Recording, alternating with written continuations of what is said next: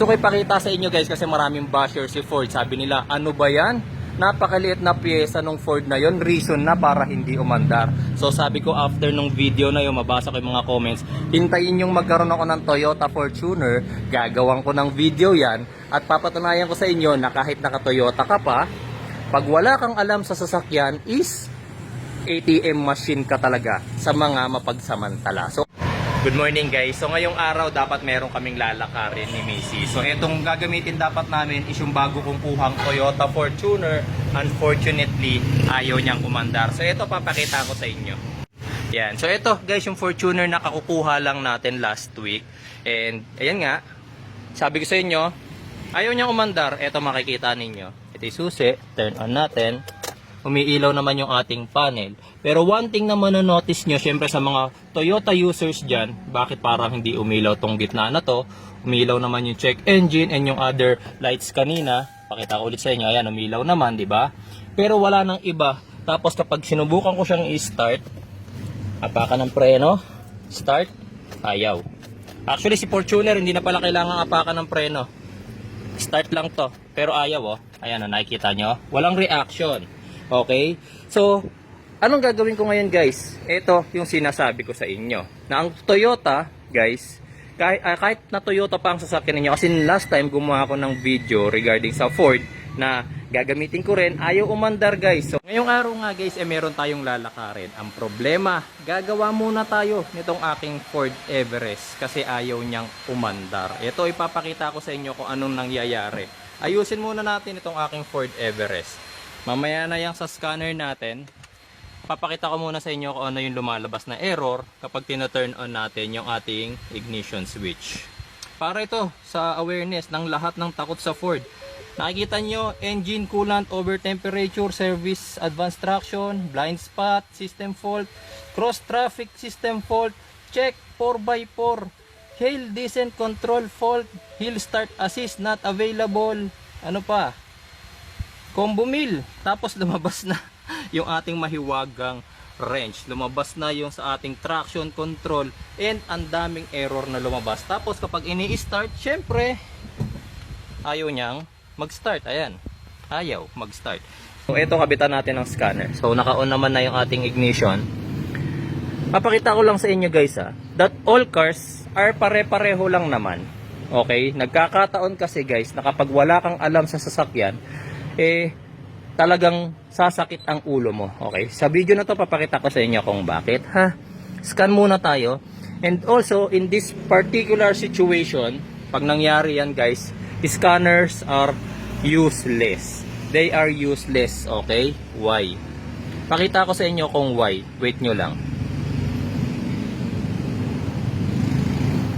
Ayan, so eto, nakakapag-scan na tayo. Ayan, start na natin ang scanning.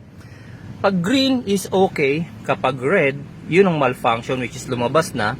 Kapag silver or gray, ibig sabihin not equipped or wala siyang ganong function. Wait lang nating matapos tong scanner natin guys. And ipapaliwanag ko bakit nonsense ngayon ang scanner at bakit hindi niya makita ang exactly problem ng sasakyan natin, bakit ayaw mag-start nitong Toyota Fortuner na to. Okay, eto tapos na tayo. Lumabas na yung ating resulta ng scanning. Ano ang sabi ni scanner? P1604 startability malfunction. So hindi niya tinuro kung ano talaga yung reason ba't ayaw mag-start. Yes, startability malfunction kasi ayaw nga mag-start. Ngayon scanner, bakit hindi mo alam? Ito guys yung itinuturo ko. Kung napanood nyo dati guys yung video ko about do sa Ford Everest, is the same thing na nangyari ngayon dito sa Toyota Fortuner na to. Actually guys, hindi yan sira. Meron lang akong sinira dyan para hindi siya umandar. Why ko ginawa yon? Gusto ko ipakita sa inyo guys kasi maraming basher si Ford. Sabi nila, ano ba yan? Napakaliit na pyesa ng Ford na yon, reason na para hindi umandar. So sabi ko after nung video na yung mabasa ko yung mga comments, hintayin yung magkaroon ako ng Toyota Fortuner, gagawan ko ng video yan, at papatunayan ko sa inyo na kahit naka-Toyota ka pa, pag wala kang alam sa sasakyan is ATM machine ka talaga sa mga mapagsamantala. So, ano yung sinira ko guys? Ano yung sinira ko? Okay, so dito sabi ng scanner, startability malfunction. Ano-ano yung mga reason ng startability malfunction? Siyempre, una-una na dyan, starter. Pangalawa, low power o walang power yung battery mo. Pangatlo, faulty or hindi gumagana ang mga injectors. Ang mahal nun. Pang-apat, ano pa? Fuel filter na barado. Okay? Tubig sa fuel filter or sa fuel tank mo may tubig. Ano pa? Mga startability malfunction na ano? Low compression or loose compression. Okay? Maraming factors ang startability malfunction. Ngayon, saan ka magsisimula kung zero knowledge ka? Diba? So, ito papakita ko sa inyo. Patay muna natin. Ano ba exactly ang ginawa ko sa Toyota Fortuner na to? Bakit ayaw na niyang umandar? Ito mga boss, same problem na ginawa ko sa Ford Everest ko dati. Meron lang akong tinanggal na pyesa which is a relay. Okay? A relay. Why? Ito. Tinanggal natin yung kanyang main relay. Pag binuksan nyo ang ating fuse box and ating relay box, makikita ninyo may 4 na relay dito at tinanggal ko yung pangatlo. Pag titingnan nyo rito sa diagram nya, ano yung pangatlo na yon? Starter. Okay? Starter. Hindi lang basta starter to guys. Lahat na ng functions na may kinalaman sa starting natin, nandito nakakonekta sa starter na to, sa relay na to. Kaya hindi na i-start yung ating sasakyan. Ngayon, ikakabit lang natin yan. Kabit. Okay. Wala tayong ibang ginawa. Wala tayong ikakat sa video natin. Okay, dyan muna yan. Ngayon, try nating start si Toyota Fortuner. Kunin natin yung susi. Pasok natin. Ayan na, iniisa-isa ko. Turn on. Nakita ninyo ngayon, nakita nyo na ngayon si Fortuner. And hindi ko naapakan yung brakes guys kasi hindi naman talaga kailangan apakan si Fortuner pagka mag-start. Start. Diba? Nag-start na siya. Ayan, may RPM na. Kung hindi nyo naririnig yung makina na, makikita nyo naman may RPM na.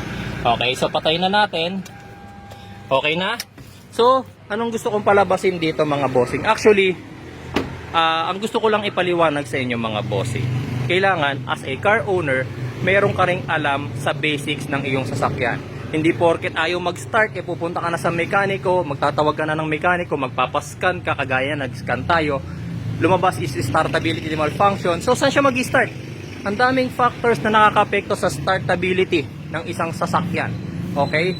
So, akong ginagawa ko, lagi kong tinuturo, guys, puntahan nyo muna ang relays and fuses. Kung meron kayong fuse tester, itest nyo lahat ng mga fuse dyan, baka pumutok.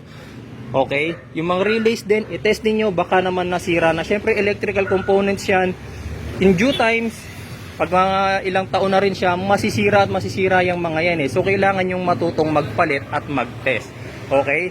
So, sana sa mga bashers dati nung Everest ko, yung ginawan ko ng video, ngayon, nakita nyo na kahit naka Toyota Fortuner pa kayo mga boss, lagi kong uulit-ulitin, kahit ano pa ang car makes and brands ng sasakyan mo, pag wala kang alam sa sasakyan, sa basic troubleshooting man lang mga boss, magiging ATM machine ka ng mga mapagsamantala.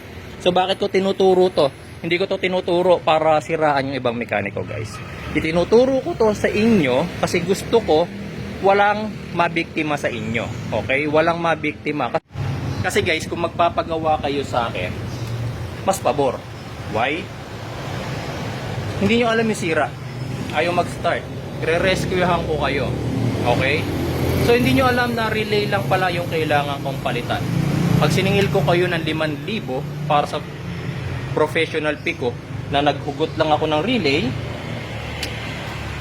pinalitan ko, sinaksak ko, 5,000 instant money, diba? Pero, wala kayong kaalam-alam doon, so hindi kayo pwedeng magreklamo na, sir, 5,000 agad siningil mo, yun lang ginawa mo. Ang binabayaran nyo sa amin guys is hindi yung ginawa namin. Ang binabayaran nyo sa amin is yung alam namin. Okay? So ngayon, eto, tinuro ko na. So marami na naman magagalit. Okay, so ganun lang guys, before kayo tumawag ng mechanic, as I always say, guys, matuto po sana kayo na mag-troubleshoot ng sarili nyo sa sasakyan, at least the basics.